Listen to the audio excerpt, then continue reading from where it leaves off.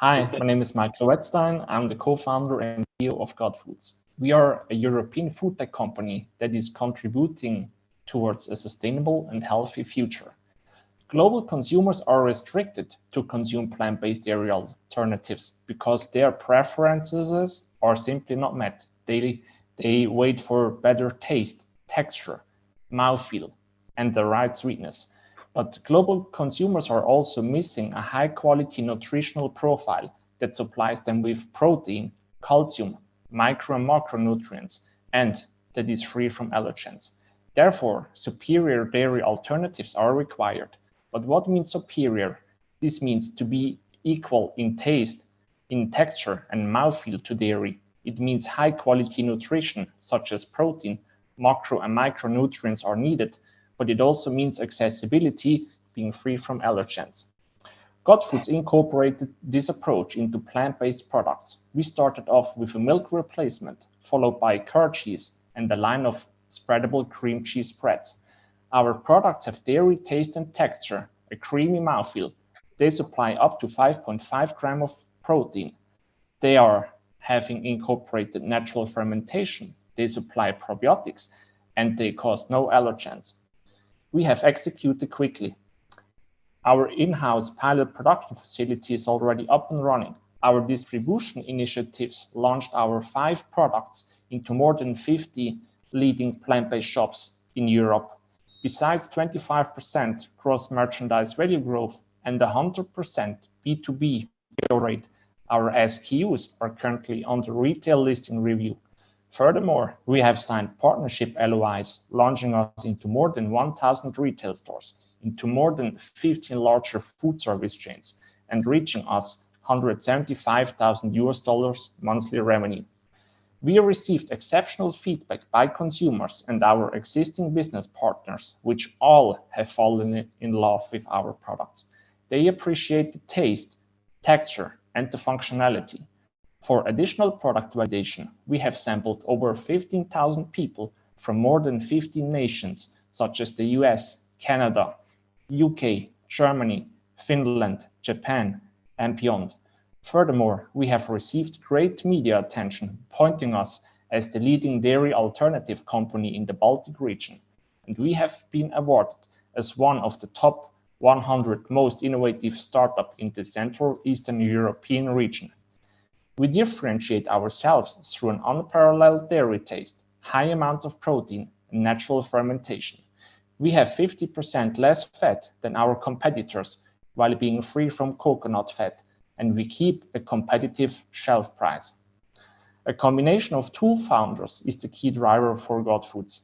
I bring more than 10 years experience from the financial industry, previously working for Credit Suisse in Switzerland. My co-founder, Ivars, has over 10 years experience as a food scientist, working for Christian Hansen and the Carlsberg Group on the ingredient, equipment, and large-scale production side. And there is a huge untapped 1 trillion market opportunity that simply has to be addressed. At the same time, the dairy alternative market is established while keeping growing in double digits. The plant-based spreads market has been strongly evolving, showing with 20% strong growth numbers. Our go-to-market strategy is a marketing mix of referrals and sampling campaigns, a mix of media channels, and a mix of social campaigns. Our sales strategy starts with direct distribution into independent, plant-based, and health shops, as well as food services. In step 2, we start large-scale distribution to retailers, food service chains, and large-scale food manufacturers. Our growth strategy focuses on European distribution into more than 4,000 points of sales over the next 2 years to get the company prepared for scaling and international launch. At the same time, we will increase our product assortment across various categories in the dairy alternative space. We raised our seed round of $1.5 million in order to implement our go-to-market strategy, accelerate production, build our distribution network, prepare our core technology for filing IP and patent, and reach $100,000 in monthly revenue. We warmly invite you to join to disrupt us the global dairy industry together. Thank you for your attention. And thank you, Mikkel, for pitching. Let me bring in our other investor panelists. It certainly sounds interesting. Unfortunately, we can't actually taste it, especially here through Zoom. That's one of the failures of Zoom. They haven't figured out that technology quite yet. Let's see. Where is Ben? Actually, while I'm bringing them in, is that a problem you have with pitching investors? What's the best way for you to get a reaction? I'd want to try it. Tastes like dairy. Have you had that? Have you had that as a problem when pitching investors? In what sense? Just that they can't try it. Oh yes, all the time. Everyone wishes always to taste the product, and yeah, we received a lot of good feedback from many people. I liked the not weird as a testimonial. Ben, do you wanna take things away? No, great presentation, Abe. Thank you very much for showing it. And now it's from my personal experience, it's only when you experience that maybe you're a little bit lactose intolerant, and then you start to rethink what you're actually you're consuming as a product. But that's only my personal experience. So kudos to that. Now, but that drives specifically my point when you say pitching to investors. That's in itself who are already interested in is challenging. But how do you drive that? You showed us the overview of how you target your go-to-market strategy. But when your uniqueness is something you feel, what are potentially better ways as your entry point into the market where people might not need to experience it before they buy it, or believe in the experience before they buy it? What could be other differentiations to your competition? And the dairy market is tough. It's dominated by big players, and but maybe what are other ways how you could position it, or is that your primary channel that you target? Yeah, it's true. It is tough. It is very tough. What really works for us well and what is a strong enabler is sampling, and we do tons of sampling to not only reach the customer but also to educate them and explain them this product, how it is and how it works. Besides this campaign, for us it's definitely a big question: how will we position these products, because to some extent you can think about there is a bubble of vegan brands being positioned as a plant-based vegan product, and we try to find this fine line to have it not positioned too much as a plant-based product, but simply, let's say, as a curd cheese or simply as a milk or as a cream cheese spread. And this can be one way to reach people, because when they are simply curious and want to try your product for various reasons, then we also get to the customer. Yeah, I live in San Francisco, and there's like 700 milk and dairy alternatives on the shelves everywhere. And my wife's a vegan, so we thread that needle. I love ice cream, so I'm wondering if there's an ice cream thing on your roadmap. But like Ben said, dairy's hard. It's all about whether people like it or not. It's really not about vegan this or alt this. It's about, do I like my latte with your product in it? And so I think, that's a sales channel I'm sure you're looking into, like going into like the super cool hipster cafes. Like if you get it in blue bottle, then you're like a made man in the venture world probably. But you're more on the cheese spread side of things. You're more on the alternative, not so dairies. Yeah, the milk is still an interesting product and a good product. And yeah, we also met these people from the US that passed by, tried our product, and they consume Oatly and Ripple foods in the US. Mm-hmm. And I mean, we were happy to hear from them that they like the product, so it is accepted. But the milk market in itself is super tough, super overflooded. So we use the milk.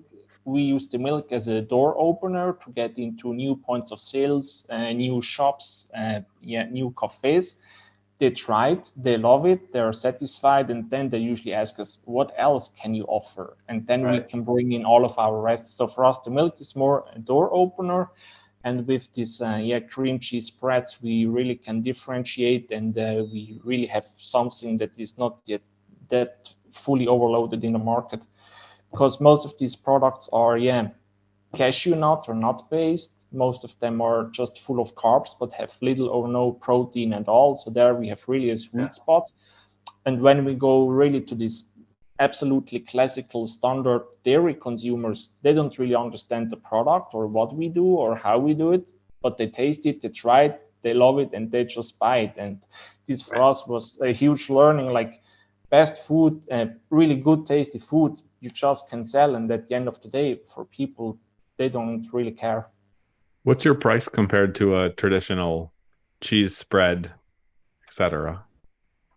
So compared to the traditional ones, I would say we have double price compared to our competitors in the plant-based space. We are positioned on the same price as they are. Even what though are your margins? On the milk, 50 gross, and on the spreads, we have 300% gross margin. Have you thought about killing the prices so you can just move the volume? We have thought about that so far in all of our discussions with businesses, but also consumers. Price was never a discussion. So we are not sure if we can win something with that, just go lower in price, but we definitely test it or try it out. But everyone so far told the price is reasonable. But that's because most vegans are well-to-do people that have too much money. If you're trying to access the full kind of market of the general dairy consumer, the average person, double the price isn't going to cut it. I don't think. Maybe that's just me. It's a fair point, and it's definitely something that we also should try out with initiatives if we can win more volume. How do you plan to win more volume? What's your strategy to get into more stores? So at the moment we are under listing review with several distributors. We are building the retail stores, and our strategy there is start with these really large shopping malls where we have 7 days a week, really a lot of people from morning till evening. So there we have the big flow of people that we need to bring in the product. And when we are successful in the large shops, we can start to expand to more regional or slightly smaller retail shops. And we plan to use this model also, like not only growing here in the Baltic region, but also apply this then in different areas such as Scandinavia or more the Central Eastern European region, more looking towards the Gulf region already. Have you evaluated other distribution channels, maybe via the big incumbents? I could imagine that you have a lower carbon intensity of your product. So that is one question. So what is the savings in comparison to a traditional cream cheese spread, and how can that be measured? And B, basically, is one of the big ones like Nestle or so, would they be interested? Have you engaged in discussions with them to use their distribution channels? Because they all pledged to reduce the carbon emissions and the carbon footprint in general. Is that a way to go at it?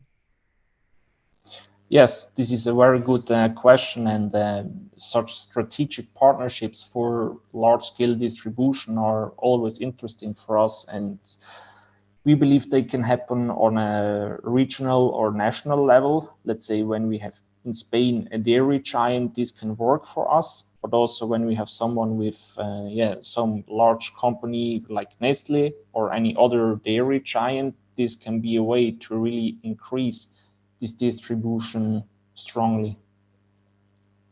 In terms of the maybe measurement of the carbon footprint, so we are in a life cycle assessment to measure that more well. At the moment, we know we have 70% less greenhouse gas emissions compared to standard dairy, and 25 times less water consumption compared to standard dairy.